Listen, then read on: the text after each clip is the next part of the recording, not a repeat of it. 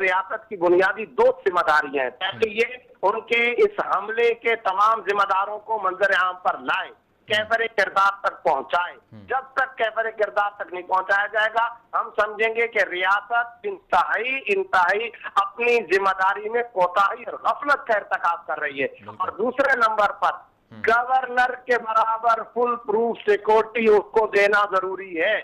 میں تو کہتا ہوں فوج کے دستے ان کی سیکورٹی پر لگائے جائیں، اس لیے کہ پاکستان کا فخر ہے، عالم اسلام کا فخر ہے۔ میں تو کہنا چاہتا ہوں تمام اداروں سے اس شخص کو بچا لو، اس شخص کی حفاظت کر لو، اور سارا ملک مل کر کے اس شخص کی حفاظت کر لے۔ تو اس لیے گزارش ہے یہ دو کام فوری طور پر ریاست کو کرنے ہیں، قاتلوں حملہ آوروں کو کیفر کردار تک پہنچانا اور ان کو فل پروف گورنر کے درجے کے برابر سیکورٹی فراہم کرنا۔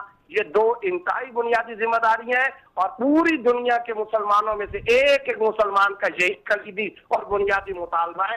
لاکھوں دل ان کے ساتھ دھڑکتے ہیں، پوری امت کا یہ مطالبہ اہالیان پاکستان اور ذمہ داران پاکستان سے ہے۔ بالکل مفتی صاحب، آپ نے درست فرمایا، کیونکہ علماء کرام اور ایسے علماء کرام جو پاکستان میں رواداری کو فروغ دے رہے ہیں، ان کی خدمات ملک کے لیے، وطن کے لیے معروف ہیں، ان کی سیکیورٹی کا بندوبست کرنا